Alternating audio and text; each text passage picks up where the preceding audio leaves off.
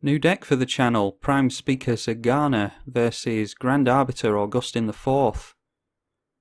And we have ramp in hand, so should make things a little bit easier, assuming that they don't get down a Soul Ring or a Mana Crypt to make things difficult for us really quickly. And we also have the cheapest, biggest creature in the deck, which is Frostwalker. So hopefully we can have that stick around for a little bit, ready for when Prime Speaker Zegana enters. And this is just going to be a breeding pool coming in tapped. And we'll get back over to our opponent and go over the commanders. 1/1 for a Merfolk Wizard.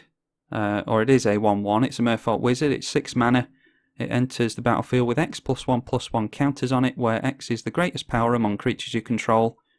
And when it enters, we draw cards equal to our power. And I think we just go for our Frostwalker here.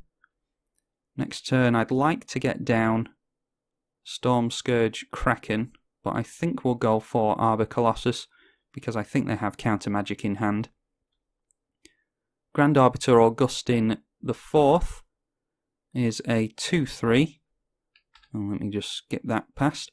Yeah, Grand Arbiter Augustin the 4th is Azorius, 4 mana, 2/3, white spells that our opponent casts, and blue spells our opponent casts, each cost a generic less to cast, whereas ours cost a generic more to cast.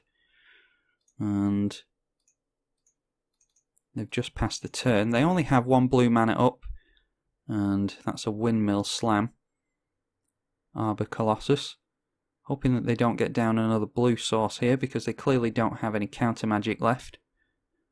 Makes me wish I'd got down the Storm Surge Kraken, because it has hexproof, and that is really good. I assume our opponent has something like a Path to Exile or something. And now we don't have enough mana to Prime Speaker. So I think we just go for Storm Surge. We'll have enough next turn. Yeah, Grand Arbiter Augustin doesn't have flying, unfortunately. Otherwise we'd be able to make use of that monstrous ability. So we'll just get down this, and our opponent is going to start feeling the pain with Arbor Colossus and the Kraken. As long as we control our commander, it gets +2/+2 and has, whenever it becomes blocked, we may draw 2 cards. So not only is that really good with Prime Speaker, because it's a big... I think Prime Speaker sees its buff when it gets its +1/+1 counters, because the counters go on the stack, whereas this thing doesn't. So I think that happens instantly, and then Zegana puts its ability on the stack. And we would draw into 8 in that regards. We'll hopefully get to test that theory. They tap their blue mana, which is really good for us. And I'm sure they're hoping that we don't manage to get another land drop down next turn. Okay, they've got their own Storm Surge Kraken now. And a land tax. And we'll see how many cards we draw here.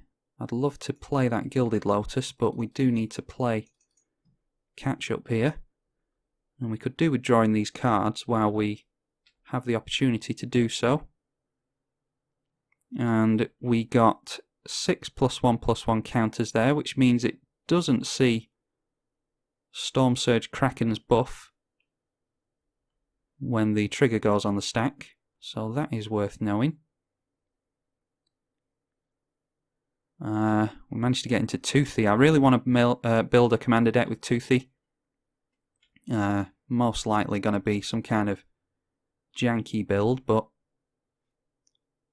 I would like to do it nonetheless. We've got plenty of basic islands. We have a land drop for next turn, so yeah, I think we just go for that. And we do, of course, have more lands than our opponents, so their land tax does trigger. Really like seeing Nazal Primal Tide, especially if we're going to trade Storm Surge Krakens here. which we may do. In fact, might actually just trade the Storm Surge Kraken with Prime Speaker Zegana. If they don't swing in themselves, then I think I will swing in with these two next turn. And if they want to trade for either of them, it's fine with me, because we'll either draw 2 cards off the Kraken being blocked, or we'll get to cast Prime Speaker again, because it's in the command zone. So I think next turn we're going for Gilded Lotus. Well, let's see what Gideon does first of all. I'm not too familiar with this one. I might put this one in my Gaddock deck because it is a Planeswalker that we'd be able to cast with Gaddock on the field.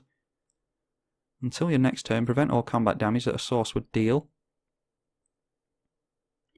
Don't know if they tick that up or not. Until end of next turn. Oh, they're preventing all the combat damage that Arbor Colossus would deal, so that's fair enough. I think we're just going to go for Cyclonic Rift, actually. That is... yeah, we have enough mana to do it.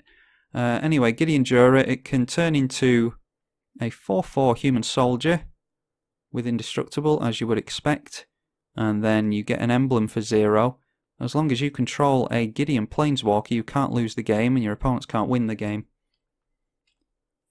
That's quite interesting. They do get Elspeth Tyrrell down, which means we have some soldiers to contend with. Ooh, Prophet of Kruphix as well. That would be 6 mana for Gilded Lotus. I think 2, 4, 6, 8. Yeah, I think we just have to try and get down Cyclonic Rift here, because that might be lethal on our opponent. That's 14, 20. Isn't lethal, but we can get a hell of a lot of damage in, and they'll have to spend next turn rebuilding. So let's go for that. They can get down Elspeth and throw some chump blockers in the way.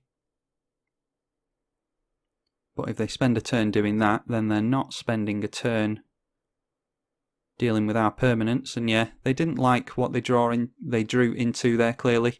They didn't have any kind of board wipe for us, so that was quite a quick game, quite a decisive game, and actually wasn't too annoying to play up against that Grand Arbiter Augustin, which is always a joy. But that is basically what Prime Speaker Zegana wants to do. Play out big creatures as fast as possible, and for as cheap as possible. I've found the cheapest cards that we can. We've also got some decks, some cards, some creatures that gradually get buffed over time as we draw cards. So they're good in the early game to gradually build up a creature's power so that we can draw more cards with Prime Speaker, but they're also good in the late game as well, because when we cast Zegana and draw lots of cards, we're also getting lots of +1/+1 counters onto things like Toothy. So there are cards like that in the deck as well. If you're interested in the deck, it's in the description, a link to the deck list. Goes to Tapped Out, so if you want to run it yourself, or just take a look at what the deck is like, then feel free to do that. That is true of all the decks on the channel, so like I said, feel free to have a rummage through those if you want to. But failing that, hope you enjoyed Prime Speaker Zegana. I will be playing it a lot more on the channel, so hopefully you'll look forward to that. And I will see you all in the next one. Bye for now.